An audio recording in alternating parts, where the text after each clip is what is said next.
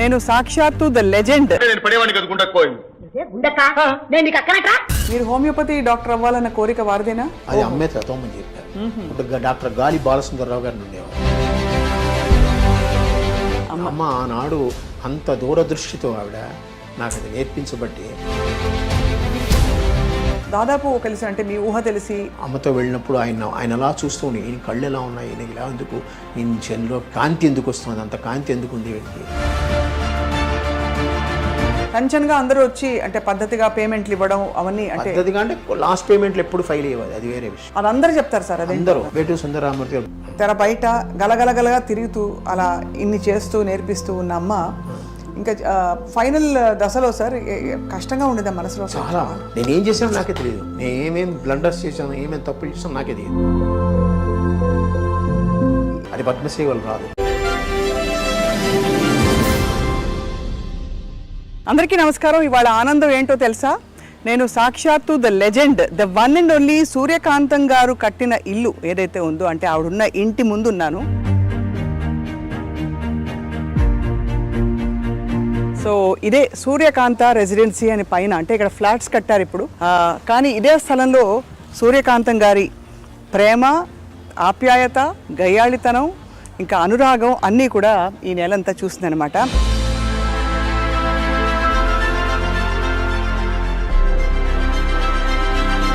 నిజానికి అటువంటి నటి నభూతో న భవిష్యత్. ఎందుకంటే 300 సినిమాలలో వేసిన పాత్రలన్నీ దాదాపు రెప్యుటేటివ్గా ఉన్నా కూడా ఎక్కడా బోర్ కొట్టించకుండా మెప్పించి అలరించి మైమరపించిన మహానటి నిజానికి సూర్యకాంతం గారే. సో వారి కుమారులతో మాట్లాడకపోతున్నాం మనం ఇవాళ. అనంత పద్మనాభమూర్తి గారు హోమియోపతి వైద్యులు. కానీ ఇంకొక విశేషం ఏంటంటే సూర్యకాంతం గారికి గౌరవ డాక్టరేట్ ఇచ్చారు ఒక పాయింట్ తర్వాత. ఆ రోజుల్లో సినిమాకి వచ్చే ముందే ఆ టైంలోనే మెట్రికులేషన్ వరకు చదువుకున్న తర్వాత she became doctor Suryakantham because of an honorary doctorate conferred upon her అనమాట. సో మరి సూర్యకాంతం గారి జీవిత విశేషాలు తెలుసుకుందావా? అయ్యో అయ్యో అయ్యో అనే ఆవిడ మరి జీవితంలో ఎంత హుందాగా ఎంత ప్రేమగా ఉండేవారో తెలుసుకుందాం రండి.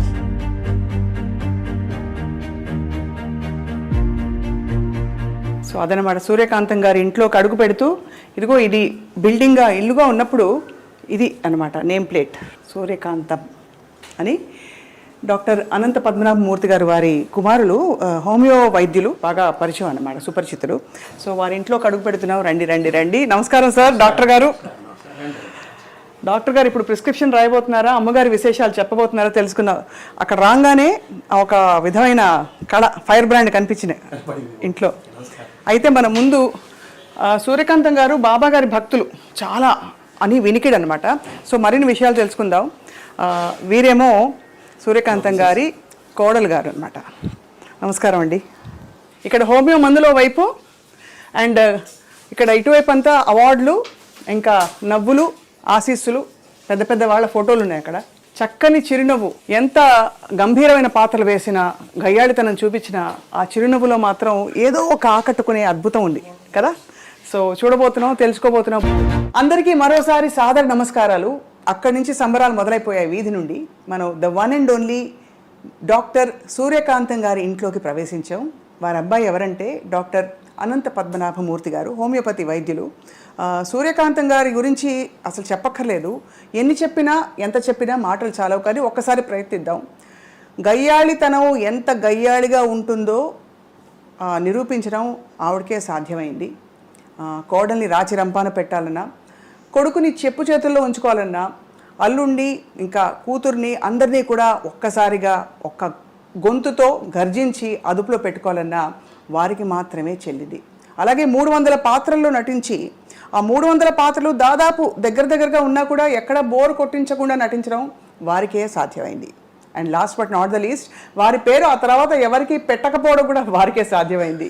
సో ఆంధ్రుల అభిమాన నటి సూర్యకాంతం గారి జీవిత విశేషాలు తెలుసుకుందామా వారి కుమార్ నుండి. నమస్కారం అండి. సార్, మీరు వృత్తిపరంగా హోమియోపతి వైద్యులు. సో ఏమనాలో అర్థం కావట్లేదు. మీరేమో పూర్తిగా మెడిసిన్, ఇక్కడేమో సినిమా ఇండస్ట్రీ. కానీ మీ మొహంలో మాత్రం సినిమా కళ కనిపిస్తుంది. అంటే మీకు ఎక్కడో అభిరుచులు అవన్నీ ఉన్నాయని అర్థంతో పాటు తిరిగామండి బాగాను సినిమా షూటింగ్లకి వాటికి. అందువల్ల అందరితో పరిచయాలు ఉన్నాయి. అందుకనే మన మెడ్రాస్లో అంత ధైర్యంగా నేను చేయగలిగాను. పెద్ద పెద్ద వాళ్ళని పిలిచి అమ్మ పేరు మీద వచ్చారంటే మీరు ఆలోచించండి. ఆవిడకు ఉండే పేరు, ఆవిడ వల్ల తిరిగినప్పుడు రాజశ్రీ గారు వచ్చారు సినిమా ఫీల్డ్లో, తర్వాత జయచిత్ర గారు వచ్చారు, తర్వాత వచ్చి విశ్వనాథరెడ్డి గారు వచ్చారు, నాగిరెడ్డి గారు అబ్బాయి ఆయన వచ్చాడు, తర్వాత ఆదిశేషయ్య గారు వచ్చారు. అట్లా చాలామందిని పిలిస్తే వెంటనే ఒప్పుకుని వచ్చారు. దానికి నిజంగా అమ్మే 90% అమ్మే. కానీ నిజంగా తెర మీద గయ్యాళి, కానీ ఆ గయ్యాళిని మనం ఏమీ అనలేము. అంత ప్రేమించబడే తత్వం వాళ్ళలో అలా ఉట్టిపడేది. ఒకటమ్మా, మా అమ్మ గురించి సినిమా స్టార్టింగ్లో ప్రేక్షకులుగా మీరందరూ తిట్టేవారు, కానీ సినిమా ఎండింగ్లో మీరందరూ మెచ్చుకునేవారు. ఆ సినిమాకి అక్కడే -+ జరిగిపోతుంది. పైగా మీరు గయ్యాళి అని చాలాసార్లు అన్నారు. అది నాకు నచ్చదు. మా అమ్మ గయ్యాళి కాదు. అవునా? మీ లెక్కలో గయ్యాళి. అవునా? మా లెక్కలో అనురాగ దేవత. మమ్మల్ని చక్కగా చూసుకుంది. నా భార్యను సొంత కూతురులా చూసుకునేది. ఇంట్లో తనే వండేది. మాకు వంట మనిషి ఉంది. ఏదైనా వంట మనిషి చేయాలి. పైపే మెరుగులే, తను చేసినా పైపే మెరుగులే. లాస్ట్లో గరిటి పట్టడమే తప్పేటి చేయలేదు. మా అమ్మ కూర్చొని చేసేది. ఆవిడకి హాబీ అది. చేపల పెంపకము, కుక్కల పెంపకము, వంటకం. ఖాళీ ఉందంటే వంట చేసేది. పైగా వంట చేసి ఇతరులకు పెట్టాలనే ఉంది. ఆ ఇది ఉంది చూసారా, నాకు తెలిసి ఎవరికి లేదు. ఇప్పుడు ఎవరికైనా మనం బయట నుంచి కొనుక్కోవడమో లేదంటే ఎవరి చేత చేయించడమో అలా పెడతాం మనం. కానీ ఆవిడ తను చేసి పెట్టాలనే కోరికతో తను కూర్చొని చేసేది. ఏమేమి వంటకాలు చేసేవారు సార్? ఆవిడ ట్రెడిషనల్ వంటకాలే. పులిహార మెయిన్. జయలలిత గారికి కూడా చాలా ఇష్టం. చాలా వాళ్ళకి ఆదు సుబ్బారావు గారు అనండి, ఎవరైనా సరే. అలాగే దద్దోజనం, అది కామను. తర్వాత ఉల్లిపాయ పులుసులు బాగా చేస్తుంది ఆవిడ. చిన్న ఉల్లిపాయలు వేస్తారు దాంతో. అది 4-5 రోజులు నిల్వ ఉంటుంది. అలాగే మనకి ఆనపకాయ అంటాను చూస్తారు. ఆనపకాయని పొడిచి పొడిచి పొడిచి పొడిచి ముక్కలు చేస్తుంది ఆవిడ. ఆ ముక్కలు చూడడానికి మీకు చేప ముక్కలా ఉంటాయి. పెద్ద పెద్ద ముక్కలు. పెద్ద ముక్కలు చేసి చేప ముక్కలా ఉంటాయి. అదే ఆవిడే ఈ చేప ముక్క తినండి అంటుంది. అది ఫేమస్. ఇలాగ చాలా రకరకాలు ఈ చక్రబాణాలు అంటాను సార్. ఇవన్నీ ఆ పాతకాలంలో ఉండే పేర్లు ఇవన్నీ. అవే ఆవిడ చేసేది, అవే పెట్టేది అందరికీ. ఆవిడికి ఆ చివరి దశ వచ్చేటప్పటికి బయట నుంచి కూల్ డ్రింక్స్ కొంటామని చేసింది. కానీ మజ్జిగానే ఇంట్లో తయారు చేయాల్సింది గంగాళంతో. చిన్నగా ఇంత గిన్నె ఉంటుంది, గిన్నెలో తయారు చేసి పెట్టే ఎవరు వచ్చినా మజ్జిగ ఇవ్వడం. పూర్తిగా అమ్మ మనసే అయితే. అంతే, అమ్మ మనసే. ఎవ్వరితో పెద్దగా అనవసరంగా కోపం తెచ్చుకోవడం ఏం లేదు. అందరినీ నాయన అని పిలుస్తుంది. పైగా ప్రతి వాళ్ళు ఆవిడ చిన్నతనం, నా చిన్నతనాన్ని నేను చూసాను. ఆవిడని అమ్మ, అందరూ అమ్మ అనే పిలుస్తారు. ఇంకోటి అక్క, లేకపోతే ఆ గుండమ్మ కథ వచ్చినప్పటి నుంచి గుండక్క గుండక్క గుండక్క ఫేమస్ అయిపోయింది. అందరూ అమ్మ అని పిలుస్తారు. ఒక్క భానుమతి గారు మటుకు సూర్యం అని పిలుస్తారు. సూర్యం అని పిలుస్తారు చిన్నప్పటి నుంచి. అలాగే కొంతమంది పాతకాలపు వాళ్ళు ఉన్నారు. షావుకార్ జానకి గారు అవనండి, నాగేశ్వరరావు గారు అవనండి, వీళ్ళందరూ. ఎందుకంటే ఆవిడ మొగరాయిల్లో ఉండేది అని తత్వం వాళ్ళలో ఉందన్నమాట. షావుకార్ జానకి అంజలిదేవి గారు అమ్మ అనే పిలుస్తారు. శారద గారు అమ్మనే పిలుస్తారు. విజయనిర్మల గారు అంటే చెప్పనక్కర్లేదు. ఆవిడ ఏది ఉన్నా సరే అమ్మతో మాట్లాడతారు. చాలా ఆవిడ పర్సనల్ విషయాలు కూడా అమ్మతోనే మాట్లాడతారు. అంటే అమ్మ ఆవిడ దగ్గరది. అలాగే జయలలిత గారు, ఆవిడకి అమ్మే. కారణం ఏంటంటే సంజయ్ గారు అమ్మకి క్లోజ్ ఫ్రెండ్. అందువల్ల సంజయ్ గారు పోయినప్పుడు అమ్మ ఆవిడ దగ్గర తీసుకుని చూసుకున్నారు. దాంతో ఆ యొక్క అభిమానం ఆవిడకి చివరి వరకు ఉంది. మీరు హోమియోపతి డాక్టర్ అవ్వాలన్న కోరిక వారిదేనా? ఆవిడ కోరిక. నేను ఎంకామ్ చదివాను మేడం. ఎంకామ్ చదివితే బ్యాంక్లో ఉద్యోగం వచ్చింది 1974. ఈ హోమియోపతి 72-73లో డిప్లొమా కోర్స్ ఒకటి ఉంది. అది అమ్మే చదవమని చెప్పారు. అప్పుడు డాక్టర్ గాలి బాలసుందరరావు గారిని ఉండేవారు, చంద్రమోహన్ వాళ్ళ మామగారు. ఆయన చెప్పాడు, నువ్వు హోమియో చదువుకో, బాగుంటుంది నీకు. మీ ఇంట్లో వాళ్ళకి కూడా హోమియో చాలా ఇష్టం. ఏదో నా పేరు కోసం నా దగ్గరికి వస్తారే కానీ మీకు అది బాగా పనిచేసింది, నువ్వు హోమియో డాక్టర్ అవ్వు, డిప్లొమా ఉందని ఆయనే చెప్పారు. కుప్పికారని ఒక ఆయన ఉంటే ఆయన దగ్గరికి పంపించారు. ఆయన ద్వారా నేను నేర్చుకున్నాను. 2 సంవత్సరాలు డిప్లొమా చేశాను. తర్వాత నాకు ఆంధ్రా బ్యాంక్లో ఉద్యోగం వచ్చింది. ఆ కాలంలో అంతా 100 వాట్స్ బల్బులు కదా, ట్యూబ్ లైట్లు కూడా లేవు. నేను చెప్పే 72-73లో ఆ వేడిలో ఫ్యాన్ వేసుకోకుండా పొట్లాలు కట్టాలంటే నా వల్ల కాదు. అందుకని మూట కట్టి పటకమే వారేశాను. బ్యాంకులో జాయిన్ అయ్యాను.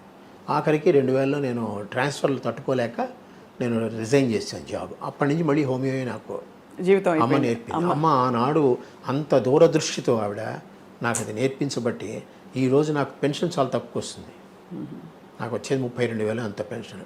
అయినా కూడా నాకు హోమియోపతి వల్ల కొంచెం ఆదాయం ఉంది. అది ఇది కలిపి చక్కగా అందరికన్నా ఈక్వల్ ఒక అప్పర్ మిడిల్ క్లాస్ పర్సనాలిటీగా నేను బతుకుతున్నాను. హాయిగా. అదే అమ్మ నటించిన పాత్రలు అన్నిట్లో అంటే మీరు చాలా షూటింగ్స్కి వెళ్ళేవారా? దాదాపు నేను ఖాళీగా ఉన్నప్పుడు అమ్మ షూటింగ్కి వెళ్తాను. ఇంకా నాకు వ్యాపకం లేదు. నాకు సాధ్యమంత వరకు మీరు ఏమనుకోనంటే ఆ పదం మంచిదో కాదో అని అమ్మ కూర్చుని. అవునా? అదే ఆవిడ ఏం చెప్తే అదే. అలాగే అన్నీ ఇప్పటికీ ఆవిడ పద్ధతులు పాటిస్తూనే ఉంటాను. పొద్దున్న 4 గంటలకు లేవడం, ఇద్దరం లేస్తాం. తను తొందరగా స్నానం చేస్తుంది, కొంచెం లేట్గా చేస్తాను అంతే. తను 5కే చేసేస్తుంది, నేను 6:30, 7 గంటలకు చేస్తాను. అది ఆఫ్ లేట్.